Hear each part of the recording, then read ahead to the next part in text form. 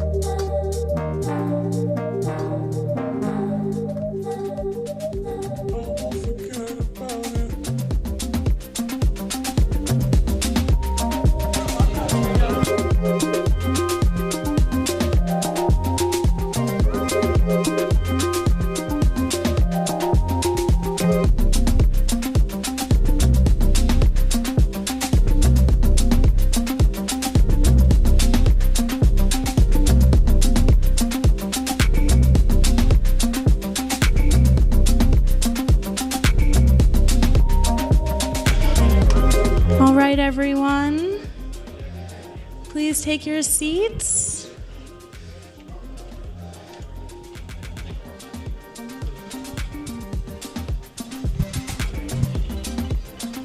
Okay, hello everyone and welcome to the Techstars Space Demo Day. Before we begin, please do take a moment to silence your cell phones. We have a wonderful program planned for you today and appreciate your full attention. To start us off, please welcome our Managing Director, Gabriel Schlumberger.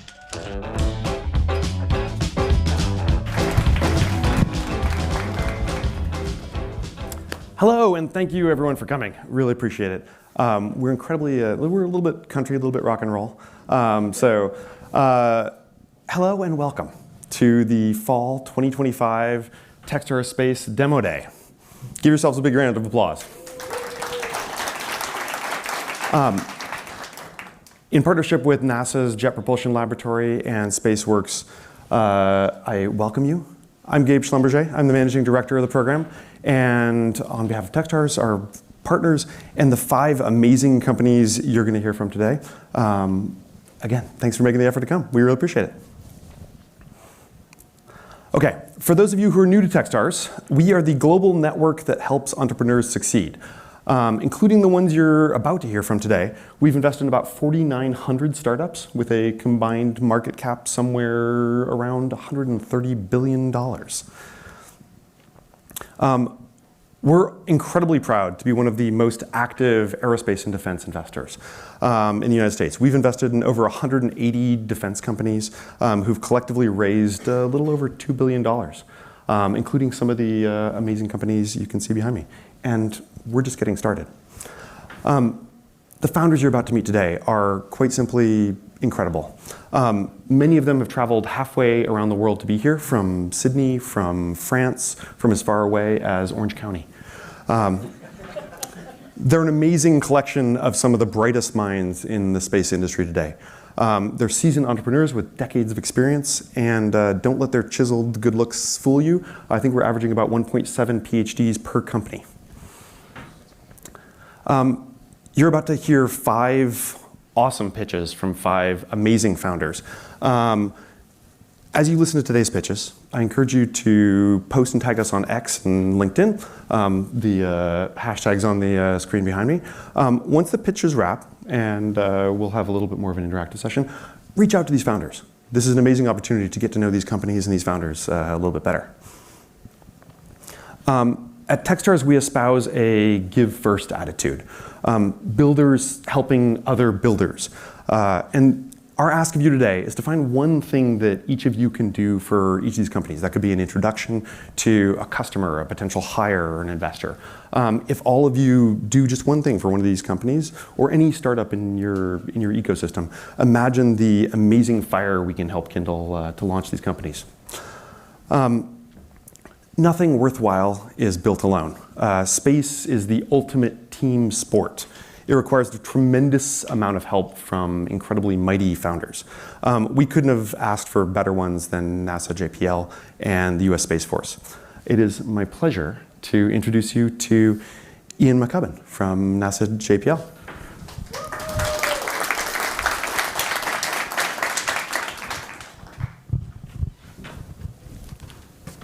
Thank you, Gabe. Really appreciate Gabe's first cohort. First space cohort. He's done a lot of other programming, and it's been really great. I do also want to call out to Matt Kozloff, who's been here since day one. Back in 2019, when JPL joined forces with Techstars to produce the space cohort that was under Richard French's leadership and Andrew Shapiro over here. It's been an interesting 6 years to watch this space industry grow. JPL's been in the space business since the 1930s. We're going on our 90th year next year. We're the original space startup. We've been doing it for a long time. We've seen a lot grow. I don't think we should forget that we're sitting in the Spruce Goose hangar, which was one of the founders of aerospace engineering is Howard Hughes, and an eccentric rich person. And what we're seeing right now is another eccentric rich person who's contributing to the growth of the space industry. And I think there's some parallels there. So I think it's very apropos that we're sitting here in the Spruce Goose hangar and in the area that, Howard Hughes really did develop an entire aerospace industry out of. And we're seeing that here in Southern California. There's a nexus here. What's going on here is very special in terms of the investment portfolio, the companies that are coming here. I think, as Gabe said, people came all the way from Orange County to participate in this program, but also France, and we've seen previous years people from India. It's really a mecca here in Southern California that has always been here, but we're in a new phase with this space startup ecosystem. It's just so exciting to be a part of it, to watch these companies grow, to partner with the US Space Force, to partner with venture capital, to see what's happening here and what's evolved. And JPL is very honored to be a part of these Techstars cohorts. We've been doing it every year. Myself, Brian Lim over here, is also part of the team. And then we've had others, Mitch Ingham, who's not here today, Tom Swick. There's just been a lot of travel going on, so I'm here representing the lab with Brian. So if anybody has any questions about JPL, how you can partner with us, if there's any interest in working with us or any collaborations, please feel free to reach out to me and Brian. Brian, will you raise your hand here? He's our entrepreneur in residence from Caltech and one of our leads of strategy at JPL, and so am I. We're really excited for the cohort. I think it's been really interesting to see this cohort as I've watched all these cohorts through the last 6 years, more or less 6 years. And it's been 6 years, but there's been multiple cohorts, a couple of years. This one was more advanced. It was interesting. I felt like the companies were further along. There was a couple of spin-offs from universities. I'll let you make your decisions. I'm not going to call anyone out particularly, but there was some already developed competencies in these teams. And I think it shows in terms of the level of maturity of these companies coming into the program. And there's been some changes, and I think those changes show in terms of where people are at on their evolution in terms of the companies right now. I'm really excited to see these pitches. I've been with this team in Washington, D.C., here in L.A. We've had them up at JPL. It's just been great to partner with all 5 of these folks, and I've really enjoyed the interaction. So I wanted to thank Allison in the back of the room for sure, Gabe, and Techstars in general, and I hope everybody enjoys today. Thank you.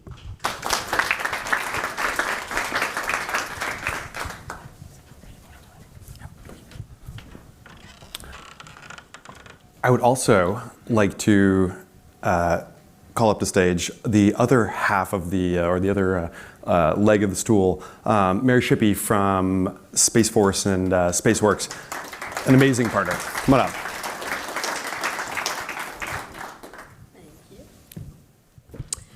Hello, so I'm Mary Shippey, Head of Strategic Partnerships at SpaceWorks, which is part of the Space Force. This is my first year supporting Techstars.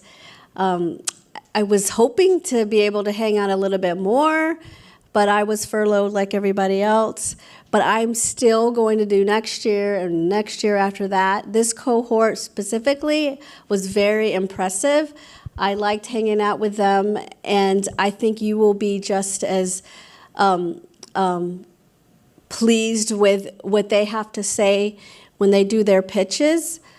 But what we have to offer for founders is non-diluted SBIR funding. We can give them, as an investor, you can be part of a program called Stratify TACFI where we will increase their funding to up to $60 million. So if anyone is interested and have more questions about anything that SpaceWorks has to offer, I have the website up here and my LinkedIn, and anytime during today, if you have questions, and for me, I'm here to hang out and answer them. So I want to thank Gabe and Allison and the team for their support, and honestly, Techstar team is amazing. They're so fun to be around, and I just like just hanging out just to hang out with them. So this is the best team ever. So thank you and enjoy.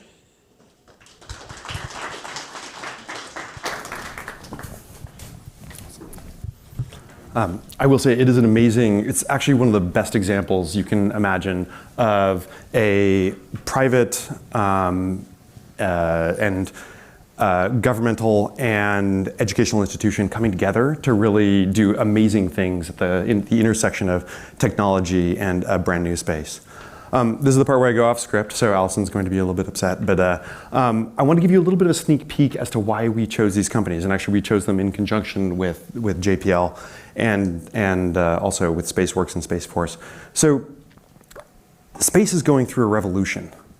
We're at an amazing crescendo of times. There are about 3,000 some odd things that were in orbit, that were put into orbit in 10 years ago total. There were about 3,000 or almost 4,000 last year alone. In 5 years, we're going to be doing that every month.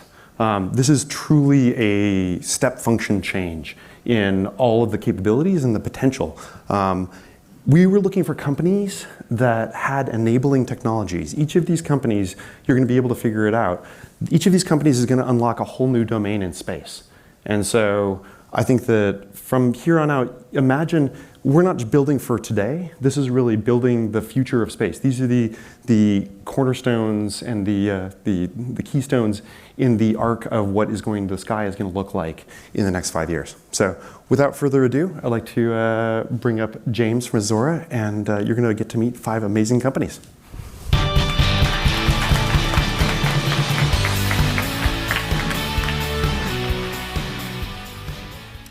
Thanks very much, Gabe. Hi, everyone. My name's James, CEO of Azora. And I'm here today because space has a data problem. It's still running on dial-up. So today, every spacecraft in the sky still communicates with the Earth the way we did during Apollo, using radio waves. But radio's reached its limits. It's slow, it can be intercepted and jammed, and we're running out of spectrum, which means that it takes longer to get an FCC license than it does to design and build the spacecraft itself. Azora is fixing this. We're building a global network of optical ground stations to upgrade radio to laser communications, bringing fiber optic speed and security to space, completely license-free. Now, today, most optical ground stations are large, immobile domes that can be taken offline completely by clouds. The answer? Build hundreds of sites, so when one is down, another is always clear. But when these domes cost millions and need daily maintenance, that kind of scale has been impossible. Until now. Azora is redesigning optical terminals from the ground up, shrinking that technology to the size of a shoebox. That means that they can be deployed tactically from a backpack or from a pickup truck. It means we can manufacture at scale, so we can build that worldwide network. And by combining multiple apertures with our proprietary sensors, we can revolutionize lunar and deep space communications.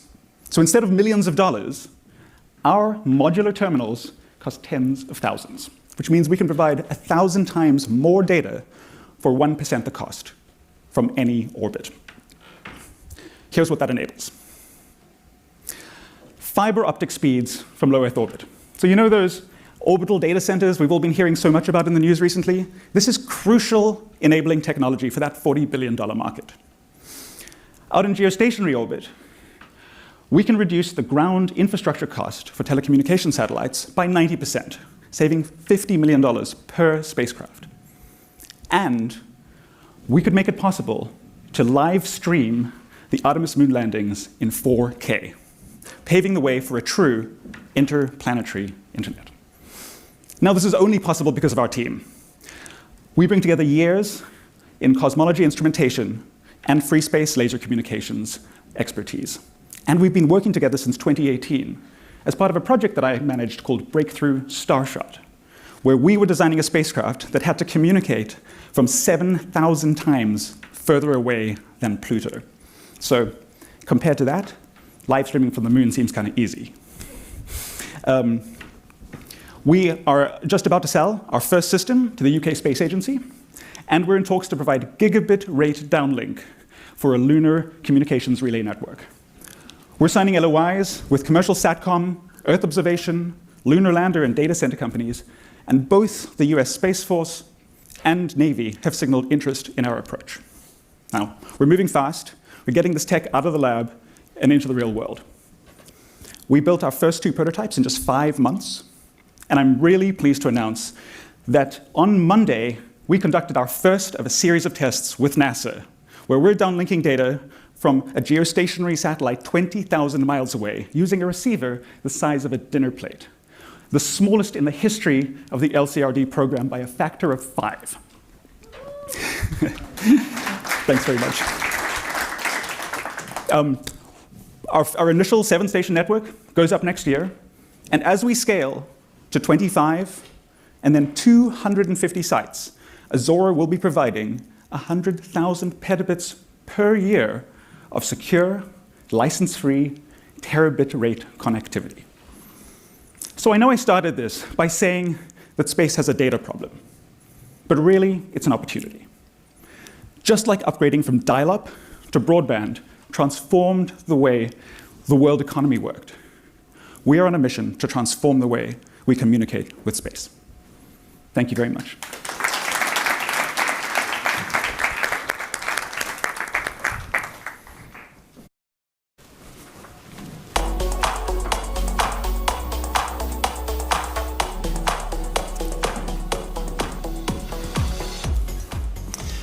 Hello, everybody.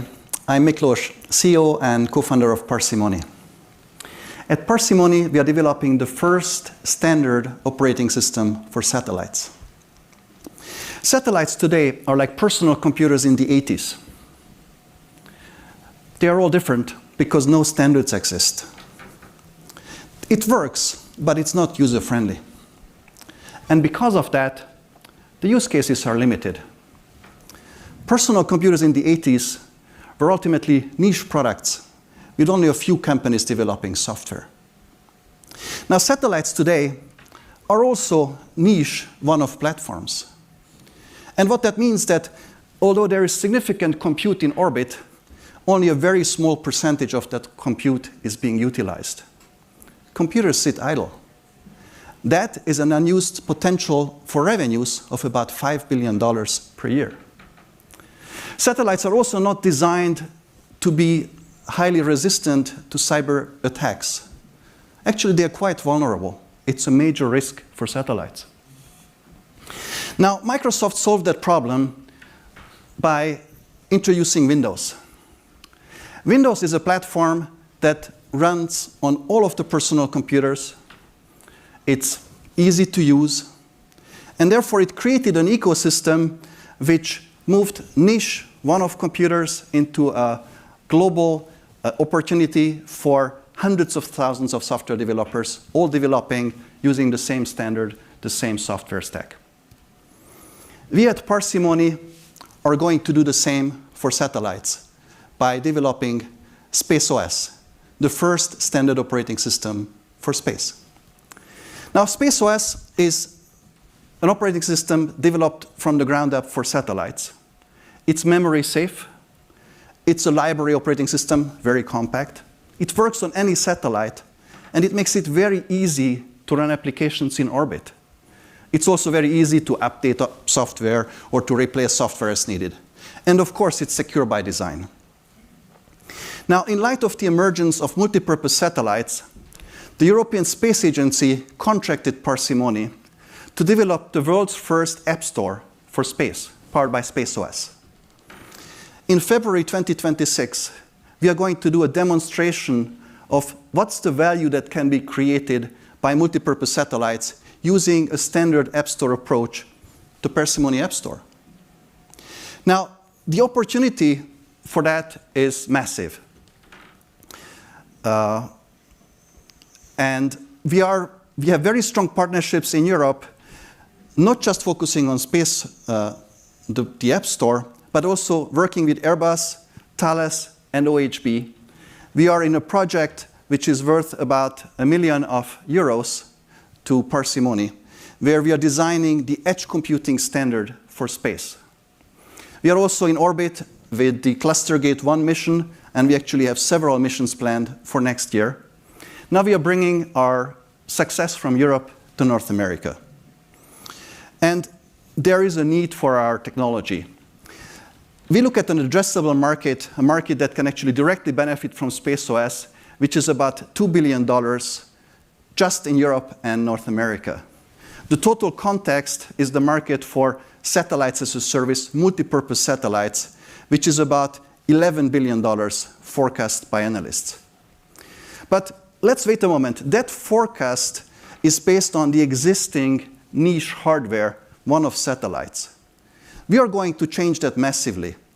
And we can see that if a massive change takes place, we have many examples where a technology industry changed massively.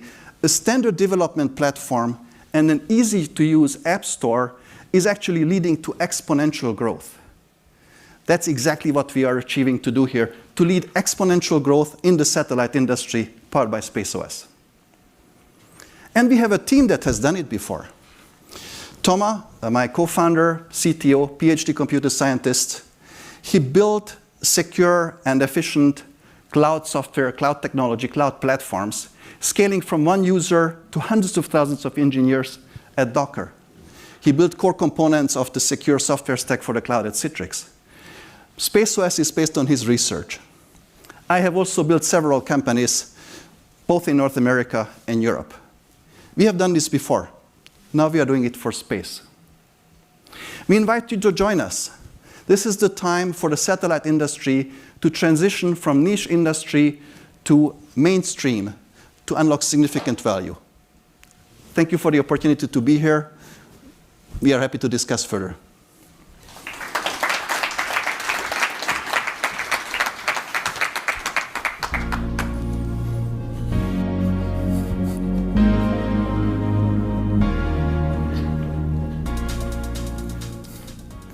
Hello, everyone. Thank you for being here. My name is Cody Waldecker, and I am the CEO of Stellarian. In 2024 alone, nearly 3,000 satellites were launched. That's just as many as existed just 4 years earlier. This exponential growth in the number of satellites going to space is also leading to the growth of a brand new in-space market, projected to reach $5 billion by 2030. This exciting new market is being built on satellites interacting with each other for the first time ever, being able to offer services such as refueling, extending satellite lifetimes, being able to offer relocation, offering totally new mission profiles that we couldn't do before, and being able to construct massive structures that we can't launch from the ground today. Orbit is no longer the destination. It is its own economy. But satellites today weren't designed for that future. Every operation that requires one satellite to approach or work near another depends on a few core capabilities. The ability to see, to sense, and to understand objects around us in real time. Satellites today cannot do this autonomously, and Stellarian is solving that. Our solution is AI-powered vision software. This allows satellites to be able to perceive and understand objects around them all in real time without the need for any human intervention. It operates on board using satellites' pre-existing pre-existing cameras and compute. It operates totally on board, so there's no need for any kind of ground intervention. Nobody on the ground pushing the buttons. And there's no need for satellites to be a part of the same constellation, made by the same manufacturers or operated by the same government. And there's no need for any pre-position markers at all. While we offer the software for those who have the hardware in place, those who want an all-in-one solution, we offer AceCam, a combination of off-the-shelf cameras and computers combined with our software, optimized and ready to be installed on any satellite.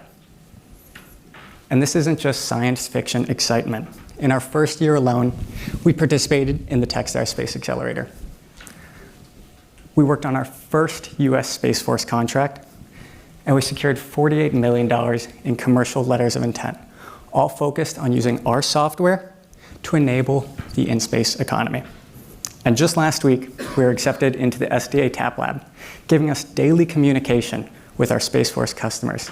And we're in deep talks with partners to launch our software to space and test it just next month. And we have the team to get this done. We have expertise in AI, astrodynamics, and spacecraft systems, and experience from institutions such as SpaceX, Georgia Tech, Purdue, Amazon, and AMD. At Stellarian, we are enabling the in-space economy. If you're interested in partnering or learning more, please reach out to me or my team. Thank you.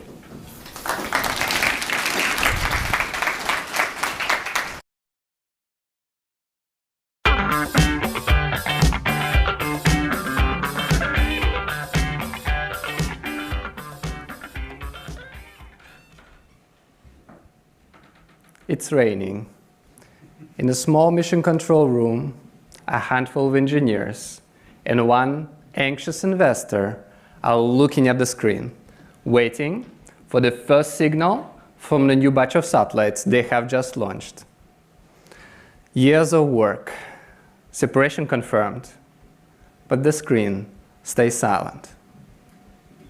$50 million gone, and no idea what has failed or how to build a better satellite next time.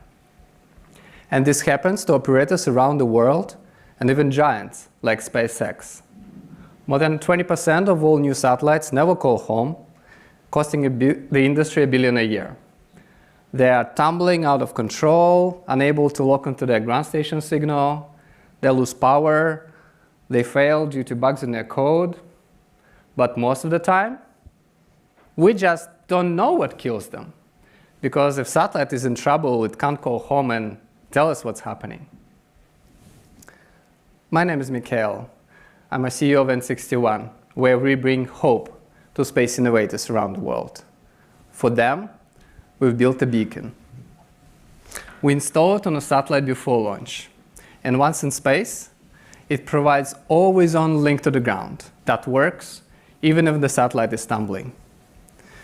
We use the same secure network that's trusted by US Defense to talk to their ground units today in conflict zones. If satellite is out of power, the beacon stays on, using its own independent power supply. It has a bunch of sensors so that team on the ground always knows what has failed and can use the beacon to upload a software update and bring their satellite back online. We launched our first beacon in space in February 24. In April 25, we closed our first sales. And then, in just 6 months, we already have $5 million in booked revenue with customers across Asia Pacific, Europe, and the US. $40 million in the sales pipeline that we will close by 28. That's $500 million of assets protected by the beacons.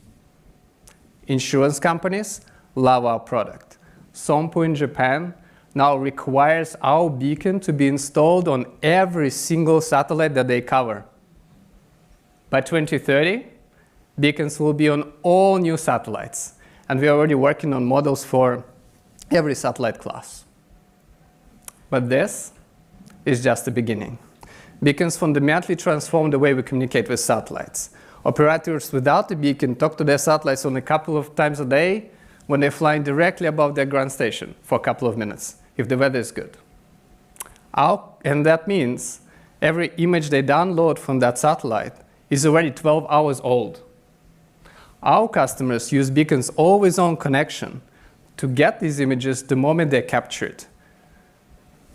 Yeah, which means, which is very important for things like natural disasters and national security, where hours of delay otherwise will make this image useless. We're doubling the revenue our customers generate, and together disrupting $20 billion remote sensing market. We founded N61 in Australia, a home of great talent with an excellent access to in the Pacific, the fastest growing satellite market in the world. Our team in Sydney has been working together for 4 years, building flight-proven space systems and delivering mission success for our customers.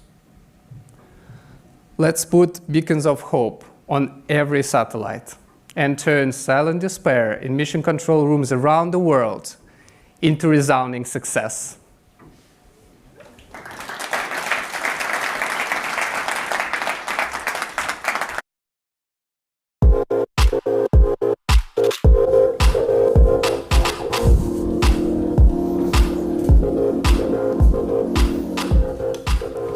Hello everyone, I'm Albert, the CEO and co-founder of Sysgam.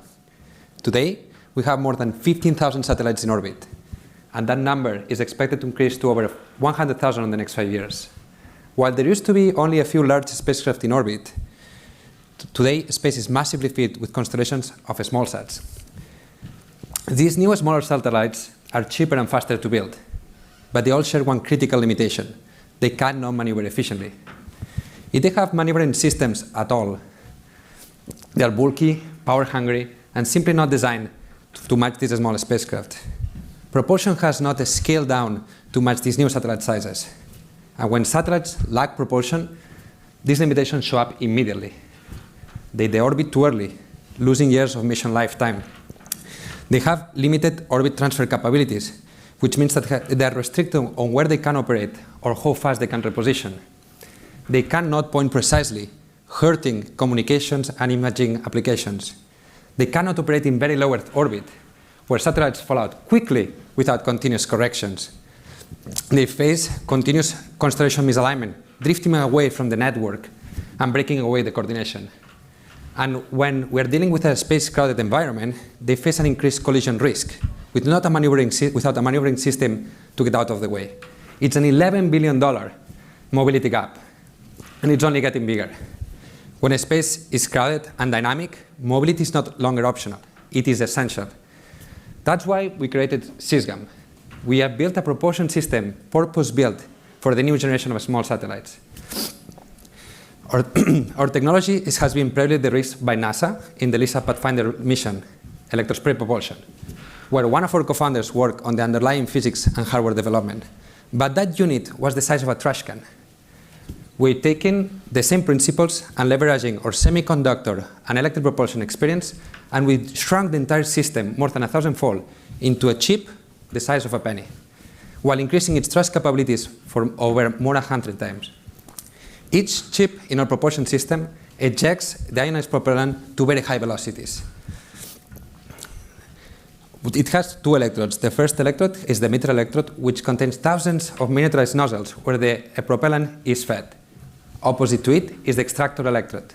When we apply a voltage between the two, an electric field extracts and accelerates ions and nanodroplets to create thrust. Our system is unique on its ability to scale this thrust by operating thousands of emitters simultaneously using the same propellant. What makes our technology to stand out is that our system operates at very low power, making it ideal for the smallest satellite platforms. It is fully throttleable, giving you full control of your spacecraft and allowing rapid maneuvers. It's inherently scalable from small CubeSats to large spacecrafts and unlocks operations in very low Earth orbit, where traditional propulsion systems fail to work. Because we're using an ionic, non-pressurized ionic liquid propellant, our system is also ideal for in-orbit refueling, which will extend dramatically the mission life. Our technology is currently at TRL 6. Right? We rate TRL 6 working through years of research and hardware development with NASA, DARPA, and US Air Force grants amounting to $2.5 million. We have just completed 1,450 hours of continuous firing with no degradation and stable performance, and we have full exclusivity licensing rights of the patented IP. We're anticipating our first in-orbit demonstration at the end of 2026, where we're going to showcase a fully integrated propulsion model suitable for any satellite platform. Sysgam is poised to be the mobility layer for the new space systems, and our team has years of experience in manufacturing and research in both the semiconductor and aerospace arena, including NASA JPL. Like Manuel, Mark, and I have worked on this technology for the past 5 years. And Sysgam is not only building propulsion, where we are enabling the future of satellites where they can move precisely, and extend their mission life, and unlock missions that simply were impossible before. The next 100,000 satellites will need to move. Sysgam is the answer. If you want to be part of it, come talk to us. Thank you so much.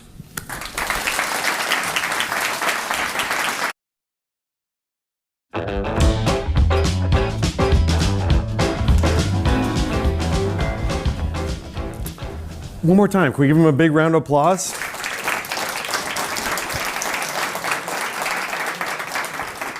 Again, these are the companies that are going to be the cornerstones of the new space economy.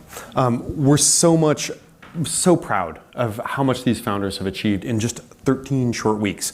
And we can't wait to see what they're going to do next.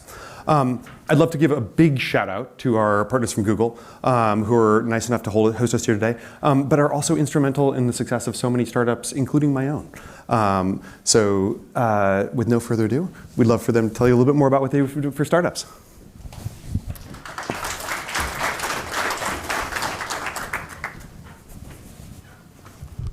Hi everyone, thank you for joining us today at the beautiful Google campus here in Playa Vista.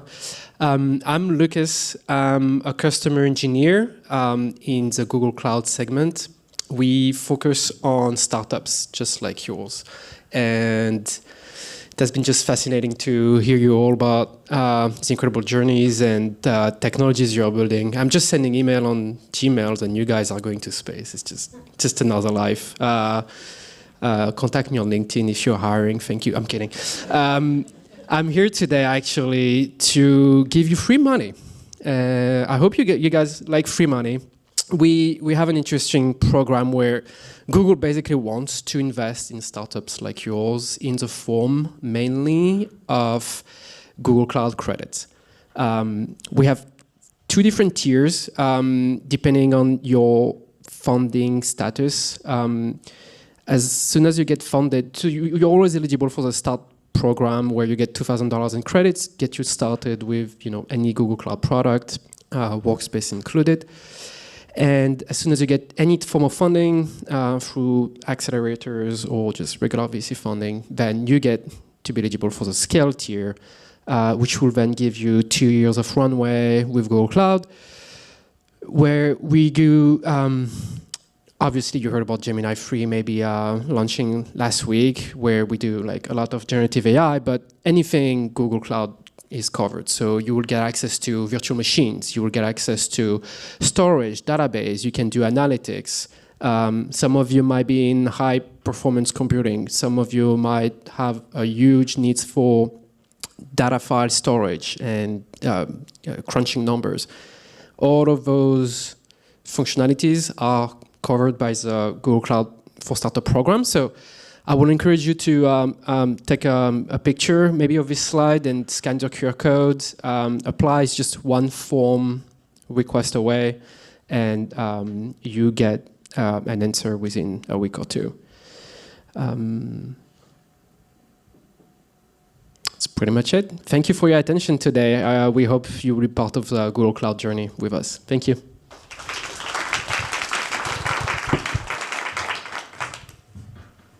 Thank you so much, Lucas. I got to say, as a founder myself, I've been a founder for 15 years. I've been a VC for about 15 months. Google's an amazing partner and makes it so easy to actually get your startup off the ground. So remember how I said that space was the ultimate team sport? We have a lot of teammates to thank.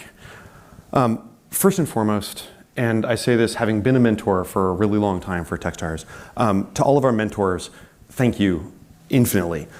During Mentor Madness alone, these companies had 375 some odd meetings during 6 days, and over the course of the program, hundreds more. Thank you so much to our mentors who are truly living the give first mantra, volunteering your time, your expertise to these founders. It's been incredible, and having seen this from the other side, I can't thank you enough from the bottom of our hearts. Next, we have an amazing collection of global partners who stepped in with programming and technical help and are there to help the founders succeed. Thank you to all of our global partners for all of your ongoing support. Allison and Carmen, you've done a phenomenal job of pulling off this accelerator, wrangling literally dozens of events, leading a field trip to Colorado and DC, and showing up every day with incredible energy and an unquenchable optimism. Thank you. To Matt Kozloff, our VC in residence, and my predecessor, you've left an indelible mark on the industry as well as gigantic shoes to fill. And you've been a tremendous support as I took over the reins. Thank you so much.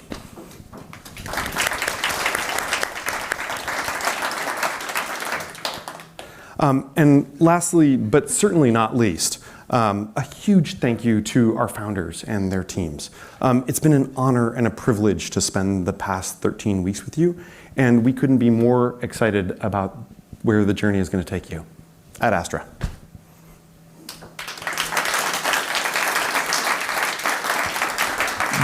That concludes the demo day for the Techstars Space Accelerator. Thank you so much for coming. Thank you so much for joining us online, and we can't wait to see you next year.